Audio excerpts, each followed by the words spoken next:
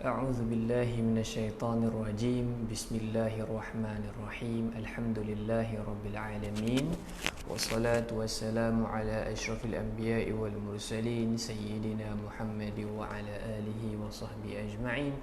السلام عليكم ورحمة الله وبركاته. Alhamdulillah, kita bersyukur kepada Allah Subhanahu wa taala dengan limpah kurnianya dapat kita sama-sama berkumpul pada petang ini. Saya jemput tuan-tuan dan puan-puan yang baru saja sampai, baru saja masuk ke dalam live Facebook kami untuk sharekan lebih ramai, share kepada lebih ramai agar lebih ramai mendapat manfaat pada petang ini, insya-Allah. Saya ucapkan selamat datang kepada tuan-tuan dan puan-puan yang hadir pada petang ini, yang sudi menjenguk live Facebook kami. Boleh komen di situ bagaimana suara saya, adakah jelas? Kalau tidak jelas boleh sampaikan. Moga-moga kita boleh dapat perbaiki teknikal punya sistem ini dengan lebih baik di masa akan datang, insya-Allah. Jadi sementara kita menanti rakan-rakan yang lain, sahabat-sahabat yang lain, dan sebelum kita masuk kepada perbincangan kita pada petang ini, iaitu berkenaan dengan surah Al-Falaq. Surah apa? Surah Al-Falaq. Surah Al-Falaq ini berada di surah yang kedua terakhir di dalam Al-Quran. Kita akan ceritakan lebih panjang apakah cerita yang ada pada surah Al-Falaq. Sebelum itu, apa kata kita zikir sama-sama sementara kita menanti rakan-rakan yang lain, insya-Allah. Tuan-tuan puan-puan, ayo bersama dengan saya. Hasbi Rabbi Jalla Allah ma fi qalbi ghairullah Nur Muhammad sallallahu la ilaha illallah. Sebelum kita mula, kita zikir dahulu. Hasbi Rabbi Jalla Allah ma fi qalbi ghairullah Nur Muhammad sallallahu la ilaha illallah. Kita zikir dahulu sama-sama. Hasbi Rabbi Jalla Allah ma fi qalbi ghairullah Nur Muhammad sallallahu la ilaha illallah. Baik tuan-tuan, puan-puan yang dirahmati Allah, hari ini kita akan cerita tentang surah Al-Falaq. Jadi saya jemput tuan-tuan puan-puan yang mungkin sedang menonton pada petang ini untuk share kepada lebih ramai orang, lebih ramai grup, lebih banyak kawan-kawan yang lain, mungkin di Facebook, mungkin di WhatsApp dan sebagainya, untuk sama-sama kita mendapat manfaat pada petang ini, insya-Allah. Jadi hari ini kita akan cerita tentang surah Al-Falaq. Surah apa? Surah Al-Falaq. Al-Falaq. Baik.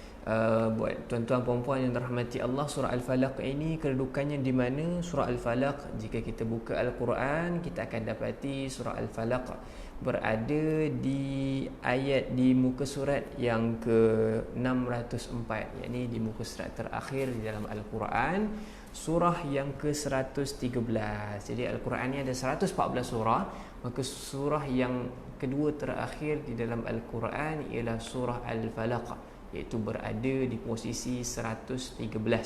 Jadi tuan-tuan puan-puan yang rahmati Allah, hari ini kita akan cerita tentang surah Al-Falaq secara jelas. Apa kata tuan-tuan puan-puan yang rahmati Allah, boleh sharekan link Facebook ini di Facebook ataupun di WhatsApp dan sebagainya, di Telegram ke, untuk sama-sama kita berkumpul petang ini kita dapat belajar berkenaan dengan surah Al-Falaq. Apa dia? Surah Al-Falaq. Dan surah Al-Falaq ini mengandungi 5 ayat. Berapa ayat? 5 ayat. Kita akan bacakan sama-sama dahulu surah Al-Falaq ini, kemudian kita akan tadabbur sama-sama. Kita akan perhatikan sama-sama. Ada orang tanya, tadabbur ni apa dia? Baik, tadabbur ini maksud dia ialah kita memikirkan secara mendalam. Iaitu apabila ayat-ayat Al-Quran datang kepada kita, kita fikirkan secara mendalam apa pengajaran yang kita boleh dapat daripada ayat Al-Quran ini. Jadi ayat Al-Quran ini, selain daripada kita membaca dengan baik, kita baca dengan bertajwid, selain itu kita juga perlu tambah baik bacaan kita dengan kita memahami. Waalaikumsalam warahmatullahi. Puan Siti Rokayah Ali, apa khabar? Tuan-tuan puan yang sudi hadir pada petang ini. Baik, saya akan sambung. Kita baca dahulu surah Al-Falaq. Yang baru masuk kita hari ini, kita cerita tentang surah Al-Falaq. Kita sama-sama baca dahulu surah ini, kemudian kita akan tadabbur. Itu tadabbur ni kita memerhatikan secara mendalam makna-maknanya. Moga-moga kita mendapat manfaat yang banyak, mendapat pengajaran dan juga mendapat keberkatan, insya-Allah. A'udzu billahi minasyaitonir rajim. Bismillahirrahmanirrahim. Qul a'udzu birabbil falaq min syarri ma khalaq wa min syarri ghasikin idza waqab wa min syarri naffatsati fil 'uqad wa min syarri hasidin idza hasad. Baik, surah ini kita dapat lihat, kita bertemu dengan banyak qalqalah di hujung ayat dia. Birabbil falaq min syarri ma khalaq. Kita ada banyak qalqalah di sini. Waqab fil 'uqad dengan ayat terakhir idza hasad. Jadi perhatikan ketika kita baca ayat Al-Quran ini, pastikan jangan terlepas pandang berkenaan dengan qalqalah. Moga-moga kita sentiasa menjaga tajwid kita. Baik, apa kata kita lihat terjemahan dahulu sebelum kita masuk kepada sesi pemahaman ayat Al-Quran ini. Baik. Qul a'udzu birabbil falaq. Apa maksudnya? Katakanlah wahai Muhammad sallallahu alaihi wasallam, aku berlindung kepada Tuhan yang menguasai subuh. Ayat yang kedua, min syarri ma khalaq. Ayat kedua cerita tentang apa? Ayat kedua, daripada kejahatan makhluk yang dia ciptakan. Ayat yang ketiga, wa min syarri ghasikin idza waqab. Dan daripada kejahatan malam apabila ia telah gelap gelita. Seterusnya ayat yang keempat, wa min syarrin naffatsati fil 'uqad.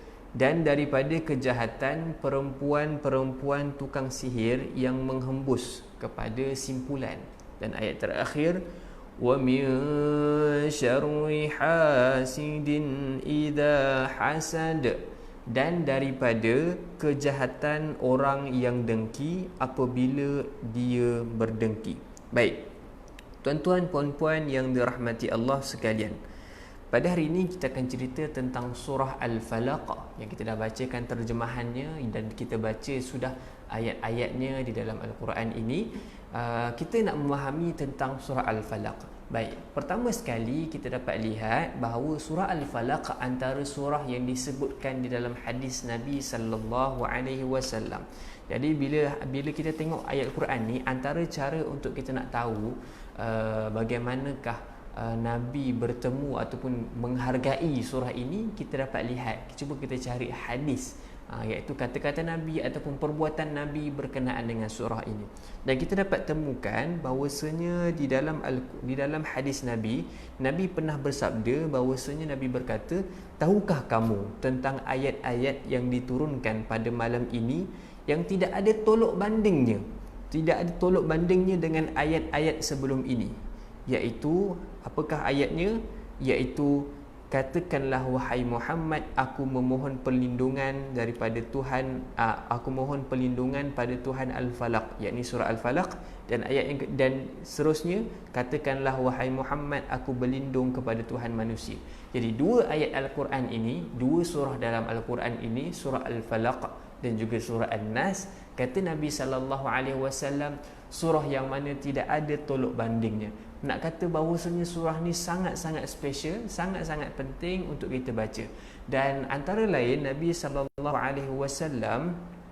selepas sebelum daripada tidur, sebelum daripada tidur, kadang-kadang kita terfikir apa yang kita nak buat kan, sebelum kita tidur kita nak buat apa, Nabi SAW akan membaca 3 kul. Okey, antaranya ialah 3 kul tu, dalam tu ada surah Al-Falaq dan surah An-Nas. Jadi Nabi SAW sentiasa melazimi pembacaan surah Al-Falaq dan surah An-Nas.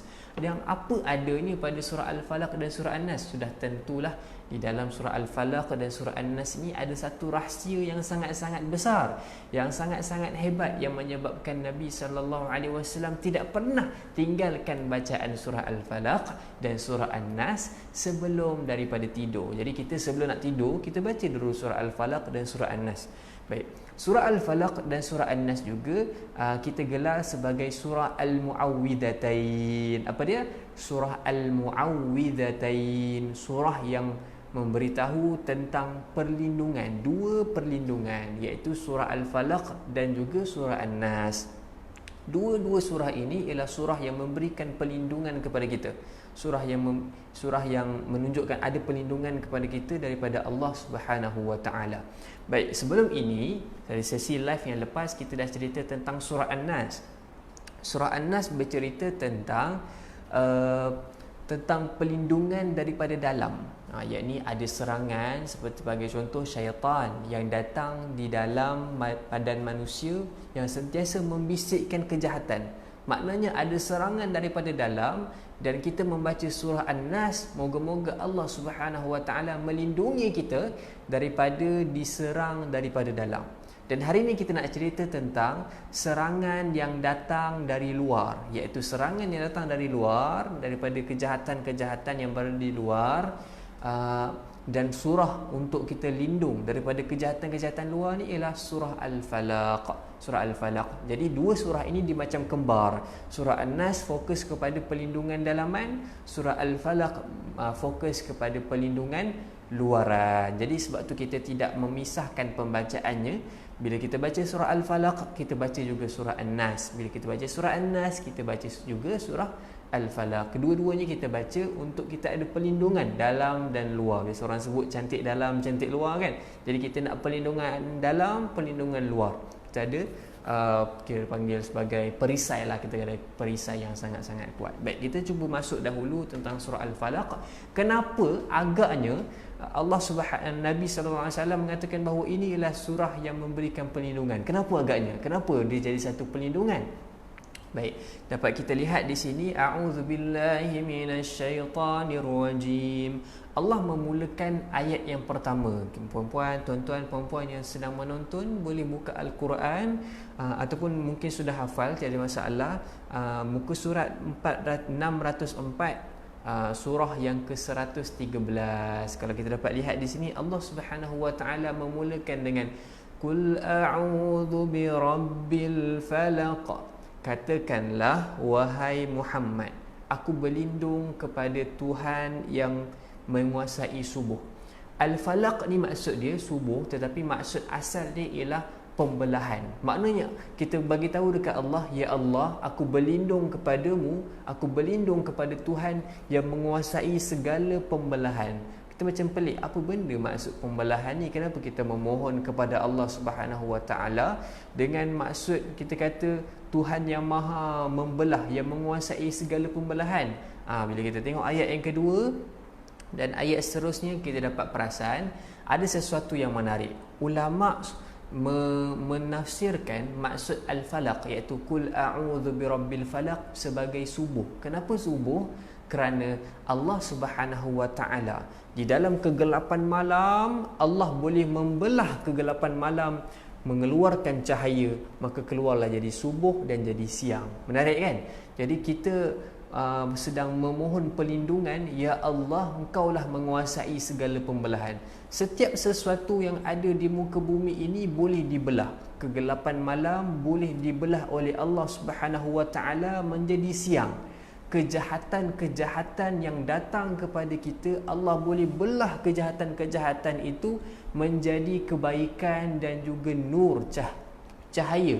Jadi begitulah bila Allah Subhanahu wa taala mengajar kita untuk meminta perlindungan, kul a'udzu birabbil falaq, aku berlindung kepada Tuhan yang menguasai segala pembelahan. Kenapa?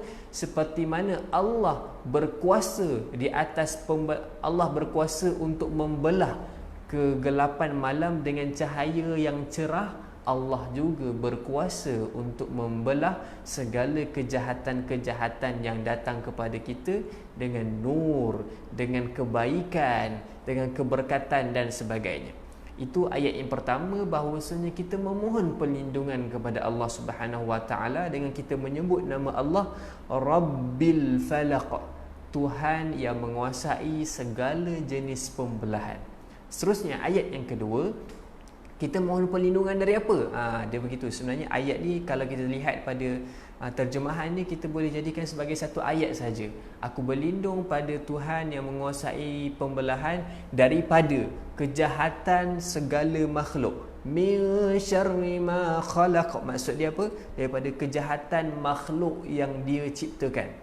Jadi makhluk ni, tuan-tuan dan puan-puan yang dirahmati Allah sekalian, bila datang manusia kepada kita, datang binatang kepada kita, datanglah apa-apa jenis pun kepada kita, makhluk yang Allah ciptakan, dia boleh memberikan sesuatu kesan yang buruk kepada kita. Sebagai contoh, Hamka di dalam tafsirnya Al-Azhar, dia ada menuliskan sebagai contoh, pada satu hari seorang lelaki ini dia terpijak. Terpijak apa? Dia terpijak paku yang sangat-sangat kecil, dan paku tu dah berkarat. Paku tu sangat-sangat kecil, tapi bila dipijak, akhirnya berlaku infeksi. Ada bakteria masuk ke dalam badannya, ada infeksi berlaku, dan badannya sudah sedia dalam keadaan yang tidak begitu baik. Akhirnya dia meninggal. Jadi kita dapat lihat bahawasanya paku tu sangat kecil. Kita hanya memandang rendah ataupun memandang remeh kepada paku yang sangat-sangat kecil, tetapi Allah boleh izinkan paku yang kecil ni untuk menjadi sebab kepada matinya lelaki itu. Nak katanya, dalam kehidupan kita ini, kita tidak sepatutnya untuk ambil remeh kepada keburukan ataupun makhluk-makhluk yang tiba-tiba boleh datang kepada kita. Kenapa? Kerana setiap makhluk yang boleh datang kepada kita boleh memberi kesan buruk kepada kita. Allah Subhanahu wa taala di dalam surah ini mengajarkan kepada kita untuk tak ambil remeh kepada benda-benda yang kecil, untuk tak ambil remeh kepada benda-benda yang kecil, untuk jangan memandang remeh, jangan memandang benda ni kecil sahaja, dan jangan mensia-siakan teguran orang. Kenapa? Kadang-kadang kita kata orang tegur kita tentang itu dan tentang ini, kita kata alah benda kecil je, tak ada apa. Alah benda kecil je, tak ada apa. Tetapi Allah Subhanahu wa taala di dalam surah ini memberitahu kepada kita bahawasanya min syarri ma khalaq, kita kena minta perlindungan daripada kejahatan semua makhluknya. Maknanya semua makhluk ini ada potensi dalam memberikan keburukan kepada kita, walaupun makhluk tu tak berniat nak berikan keburukan kepada kita. Sebagai contoh macam tadilah paku tu takkanlah berniat saya saja aku nak bunuh lelaki ni. Tidak, dia tak berniat untuk membunuh lelaki itu. Dia tidak berniat sama sekali, tetapi dia memang ada kat situ. Tapi disebabkan benda kecil itu, dia memang ada kat situ, menyebabkan lelaki itu meninggal. Sebagai contoh lain yang baru sahaja mendekati kita hari ini, iaitu COVID-19. Kalau tuan-tuan perasan, COVID-19 ni satu makhluk yang sangat-sangat kecil, bakteria yang sangat-sangat kecil. Namun ketika mana manusia mengambil remeh tentangnya di awal-awal kemunculan dia, waktu awal-awal kemunculannya kita rasa macam tak ada apa-apalah benda ni, bakteria kecil je, datang daripada Wuhan sahaja, kita tak ambil kisah dan sebagainya. Akhirnya Allah Subhanahu wa taala memberi izin kepada makhluk yang sangat-sangat kecil ini memberikan kejahatan, memberikan kesan yang buruk kepada seluruh umat manusia yang berada di muka bumi ini. Hari ini satu orang pun dalam seluruh dunia ini, semua orang kenal COVID-19. Walaupun dia lah yang paling kecil, tapi semua orang kenal dia. Sebab apa? Kerana setiap orang dah mendapat kesan buruknya. Negara tutup, tak boleh nak rentas negara, semua orang kena kuarantin, semua orang kena PKP, dan akhirnya ada orang yang bisnesnya jatuh dan sebagainya. Allah Subhanahu wa taala menunjukkan kepada kita bahawasanya setiap perkara yang kecil yang kita ambil remeh boleh memberikan keburukan kepada kita. Sebab tu kita diajar oleh Allah Subhanahu wa taala untuk kita minta perlindungan. Ya Allah, qul a'udzu birabbil falaq. Katakanlah bahawasanya aku berlindung daripada Tuhan yang menguasai segala jenis pembelahan. Seperti mana engkau membelah kegelapan malam dengan siang, kau membelah kejahatan dengan kebaikan, maka kau belahlah segala kejahatan yang datang kepada aku ini dengan kebaikan. Jadi kita doa kepada Allah dengan membaca surah ini sebagai perlindungan daripada luar. Kadang-kadang kita tak sangka benda-benda yang datang kepada kita ni rupanya dia berniat buruk kepada kita. Maka kita doalah kepada Allah, ya Allah lindunglah aku. Kadang-kadang kita pandang lelaki ni baik, kita pandang wanita ni baik, kita sangka baik dengan semua orang, tetapi tak sangka rupa-rupanya waktu kita sangka baik, ada orang yang merencanakan kejahatan kepada kita.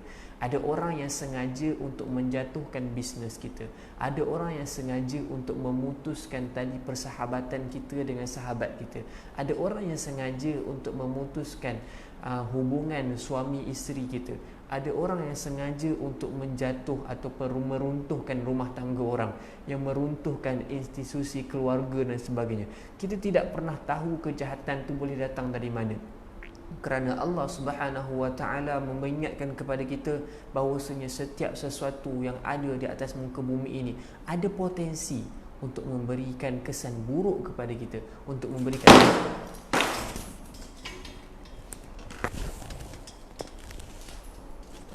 handphone pun jatuh. Nak kata kita pun tak sangka bahawa angin boleh memberikan keburukan kepada kita dengan begini. Jadi ini antara pengajaran lah juga. Okay. Saya pasang sekejap ya. Terjatuh lah tuan-tuan.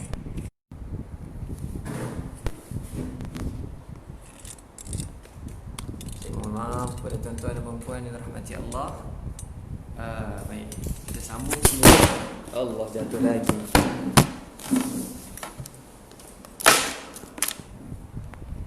Minta maaf ya tuan-tuan dan puan, handphone ni terjatuh.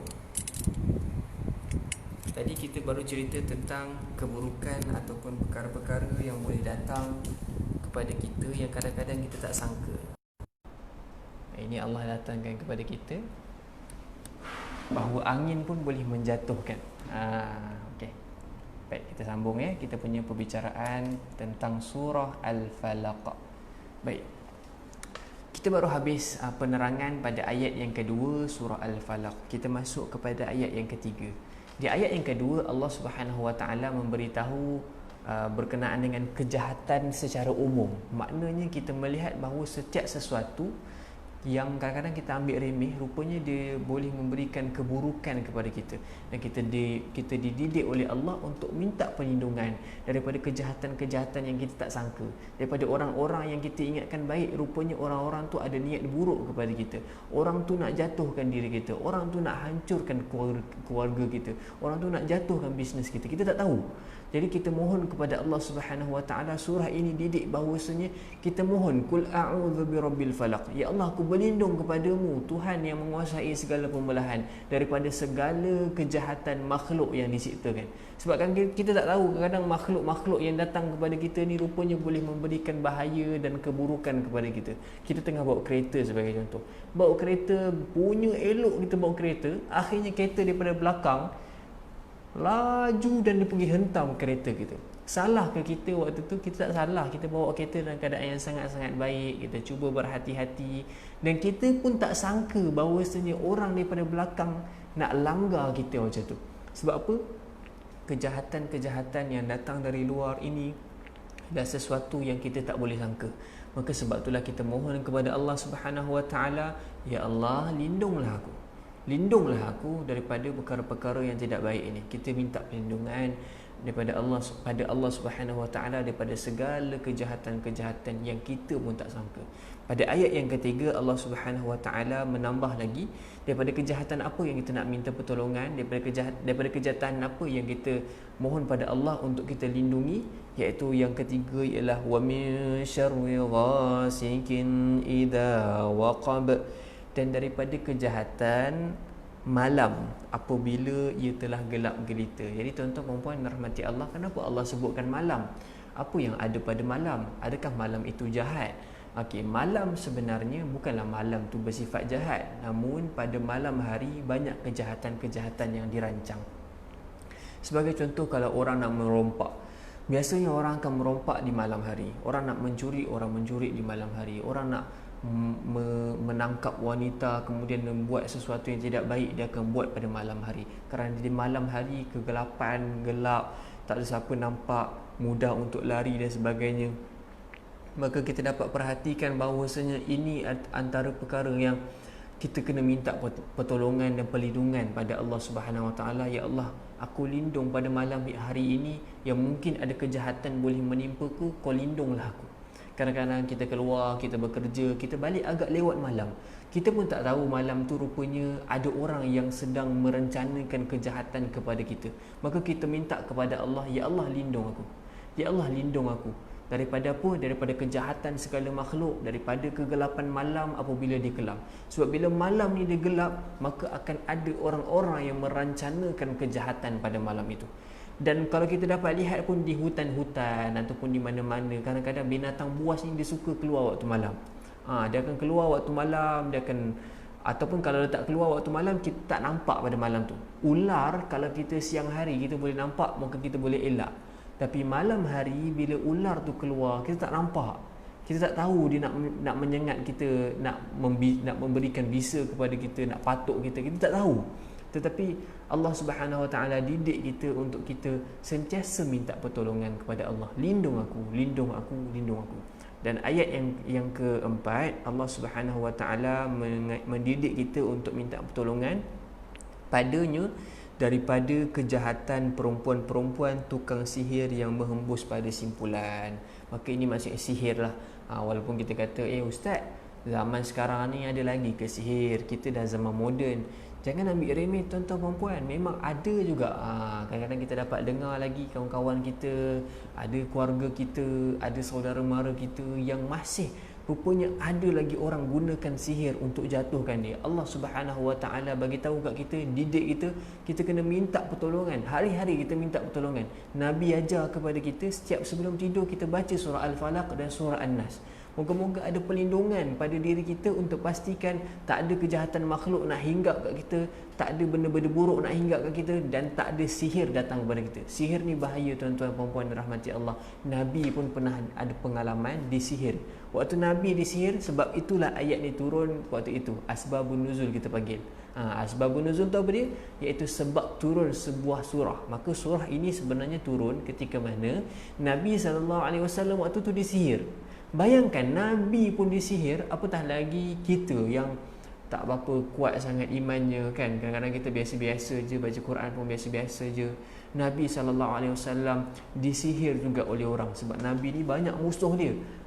Kita pun kadang-kadang kita fikir kita pun macam tak ada musuh. Kita rasa macam kita baik dengan semua orang. Tapi rupa-rupanya ada orang yang dalam diam membenci kita. Jadi kita kena sentiasa doa kepada Allah, ya Allah lindung aku. Lindung aku supaya aku ni tak adalah tiba-tiba ada orang niat buruk kepada aku dan memberikan keburukan kepada aku. Kerana kita takut benda tu. Dan ayat yang terakhir di dalam surah ini, Allah Subhanahu Wa Taala mendidik kita untuk baca wa min syarri hasidin idza hasad. Kita minta pertolongan daripada Allah. Kita minta pertolongan pada Allah Subhanahu Wa Taala daripada kejahatan orang yang dengki apabila ia berdengki. Tuan-tuan perempuan yang dirahmati Allah, bila ada orang dia tengah berdengki, memang bahaya. Sebab apa? Kalau dia dengki kepada kita, dengki ni dia rasa iri hati, dia tak suka. Bila dia rasa macam tu kepada kita, dia dah tak peduli dah halal dan haram. Dia dah tak peduli dah apa-apa pertimbangan dalam hidup dia. Yang penting orang tu jatuh. Dia fokus benda tu je. Sebab apa? Sebab dalam hati dia syaitan dah menguasai diri dia.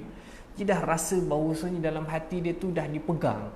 Hati dia tu dah dipenuhi dengan rasa marah, rasa iri hati, rasa benci, rasa dengki kepada orang tu, maka dia sanggup untuk melaksanakan apa-apa je. Kita kadang-kadang kita nampak ada kes macam ada orang tu dia boleh buat rancang pembunuhan. Dia boleh bunuh orang, tuan-tuan dan puan dirahmati Allah. Dia boleh bunuh orang, kemudian lepas dia bunuh tu barulah dia menyesal. Sebab apa? Sebab waktu tu dia tengah dengki, perasaan dia tengah tengah membara, perasaan marah dia tengah menguasai diri dia, perasaan iri hati, perasaan nak jatuhkan orang. Syaitan menguasai diri dia, akhirnya dia telah membunuh orang, dan lepas dia bunuh orang baru dia fikir balik, apa benda yang aku buat ni. Jadi moga-moga kita ni sentiasa pelihara diri kita, jangan ada perasaan hasad dengki, dan kita juga minta Allah lindung kita daripada orang berdengki dengan kita. Kita ni cuba buat baik dengan orang semua, kita cuba buat yang terbaik, kita baca Quran, tapi kadang-kadang kita tak tahu rupanya ada orang dengki dengan kita. Jadi surah Al-Falaq mendidik kita untuk kita sentiasa tidak ambil remeh tentang keburukan-keburukan yang datang dari luar. Fokus ni besar pada petang ini kita nak cerita, tema surah ini ialah kita tak ambil remeh kepada segala keburukan yang datang dari luar, kerana setiap sesuatu tu ada potensi untuk memberikan keburukan. Tapi bukan maksudnya kita kena overthinking. Kita kena rasa macam Allah, kenapalah ni, kenapalah itu. Kita akan rasa sentiasa tak selamat. Bukan rasa macam tu. Kita bukan rasa overthinking, bukan rasa insecure, bukan rasa tak selamat. Kerana Allah Subhanahu Wa Taala di awal-awal ayat, di ayat yang pertama sudah mengatasi segala perasaan-perasaan yang kita datang tu. Iaitu walaupun kadang-kadang kita kata, oh ya betul, memang ada orang yang boleh buat jahat kepadaku, tapi aku sentiasa yakin bahawasanya Qul a'udzu birabbil falaq, aku berlindung kepada Tuhan yang menguasai segala pembelahan. Allah ni menguasai segala sesuatu, tuan-tuan dan puan-puan yang rahmati Allah. Sudah tentulah Allah juga menguasai sama ada kejahatan itu diizinkan untuk hinggap kepada kita ataupun tidak. Jadi kita mohon kepada Allah, janganlah kejahatan itu hinggap kepada kita. Jangan, tolonglah, janganlah bagi kejahatan itu hinggap kepada kita. Moga-moga bila kita hidup dalam keadaan sehari-hari kita pergi kerja, kita ambil anak, kita hantar anak ke sekolah, kita pergi ke tempat macam-macam tempat, kita dalam keadaan yang selamat saja. Tak ada orang dengki kat kita, tak ada orang nak sihir kat kita, tak ada orang nak rancang keburukan, ataupun tak ada sesuatu yang boleh menyebabkan kereta kita aksiden ke apa-apa ke, yang menyebabkan keserangan itu datang dari luar. Kita mohon pada Allah Subhanahu Wa Taala benda tu tak berlaku kepada kita. Jadi sebab itulah Nabi SAW mendidik kita, mengingatkan kita bahawasanya sebelum tidur jangan lupa untuk kita baca surah Al-Falaq dan surah An-Nas. Saya ulang sekali lagi, surah Al-Falaq fokus dia ialah untuk kita melindungi diri daripada kejahatan-kejahatan luar. Banyak kejahatan-kejahatan yang boleh datang dari luar. Kita mohon pada Allah, ya Allah, aku berlindung kepadamu, aku berlindung padamu daripada kejahatan yang boleh datang daripada luar, yang kita baca dalam surah Al-Falaq. Dan surah An-Nas fokus kepada perlindungan yang datang, perlindungan daripada kejahatan yang datang dari dalam. Jangan lupa, walaupun kejahatan boleh datang dari luar, dari dalam pun ada juga. Iaitu apa dia? Syaitan. Syaitan dia masuk ke dalam darah kita, pembuluh darah kita untuk pastikan kita buat tak baik. Begitu. Kalau kita perasan tuan-tuan dan puan, ada satu hadis Nabi SAW. Nabi ni dia tengah jalan dengan isteri dia, dalam satu malam. Tiba-tiba ada sahabat datang, ada sahabat dia macam terserempak lah, Nabi dengan isteri dia, kemudian ada sahabat dua orang jalan. Nabi dan isteri dia ni dalam kegelapan malam, tiba-tiba terus lelaki sahabat ni dia macam berjalan laju sikit, agak laju. Kemudian Nabi SAW panggil, mari sini, aku nak bagi tahu yang sebelah aku ni isteri aku. Kita pun macam pelik, takkanlah orang tak tahu Nabi berjalan dengan isteri kan? Takkanlah Nabi nak berjalan dengan perempuan tanpa dikahwininya, mestilah Nabi akan berjalan dengan isteri dia sendiri. Kemudian sahabat tu bertanya, ya Nabi, ya Rasulullah sallallahu alaihi wasallam, takkanlah, dia macam ibarat begini, takkanlah kami nak sangka buruk kepada engkau, takkanlah kami nak buat macam-macam kepada engkau. Maka Nabi pun menjawab, sesungguhnya syaitan itu boleh masuk ke dalam darah kamu. dia boleh memberikan kesan buruk, dia boleh membisikkan kejahatan kepadamu. Jadi takut-takut kalau aku berjalan dengan isteriku tapi kau tak tahu yang ini isteri aku, jadi aku nak kena ingatkan awal-awal supaya syaitan tu tak berjaya untuk bisikkan benda ni. Maka kita dapat lihat bahawasanya para sahabat pun Nabi ingatkan untuk pastikan jauhkan diri pada bersangka buruk, kerana bila syaitan masuk dalam hati kita, dia bersangka buruk, kita boleh menuduh orang macam-macam. Jadi Allah Subhanahu Wa Taala menurunkan kepada kita surah An-Nas dan surah Al-Falaq. Moga-moga kita dapat amalkan surah Al-Falaq dan surah An-Nas. Bukan sekadar kita baca setiap malam sebelum tidur kita baca, kita juga dapat memahami bahawasanya surah Al-Falaq ini menyebabkan kita lebih fokus dan lebih yakin kepada Allah Subhanahu Wa Taala. Allah lah yang berikan manfaat dan mudarat kepadaku. Kalau nak kata aku ni hidup bukanlah bergantung sangat, maksudnya kita jangan bergantung kepada orang sangat. Kenapa? Kerana hanya Allah yang boleh bagi manfaat kepada kita dan hanya Allah boleh bagi mudarat kepada kita. Sebagai contoh, kalau kita lihat Nabi Ibrahim AS satu ketika dahulu, yang Nabi ni waktu ketika mudanya dia campak ke dalam api. Sebab apa? Sebab dia cari gaduh lah dengan Namrud. Sebab dia jatuhkan berhala ni, jatuhkan berhala tu, dia tinggalkan satu berhala saja. Jadi dia jatuhkan berhala-berhala tu menyebabkan dia dapat hukuman oleh Namrud ketika itu, kena campak ke dalam api. Allah menyeru kepada api itu, kuni bardaw wa salama, jadilah engkau wahai api sejuk dan selamat. Maksudnya sejuk dan selamat. Api tu jadi punyalah bakar dan panas, tetapi disebabkan Allah Subhanahu Wa Taala kata kau tak boleh mudaratkan Nabi Ibrahim ini. Ini Nabi aku. Ini Nabi aku, kau tak boleh cederakan dia, tak boleh bakar dengan kepanasan. Kau kena jadi sejuk dan kena jadi selamat.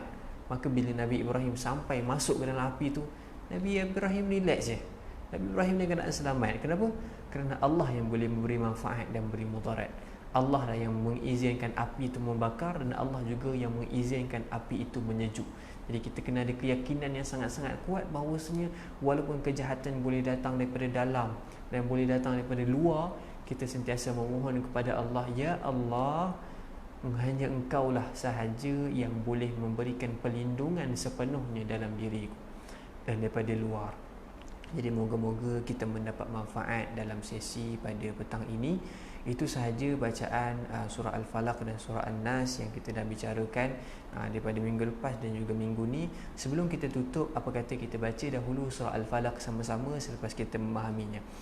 A'udzu billahi minasy syaithanir rajim. Bismillahirrahmanirrahim. Qul a'udzu birabbil falaq min syarri ma khalaq wa min syarri ghasikin idza waqab wa min syarri naffatsati fil 'uqad wa min syarri hasidin idza hasad.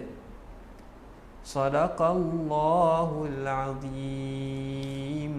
Alhamdulillah, tuan-tuan dan puan-puan yang dirahmati Allah, hari ini kita dapat selesaikan satu surah, iaitu surah Al-Falaq.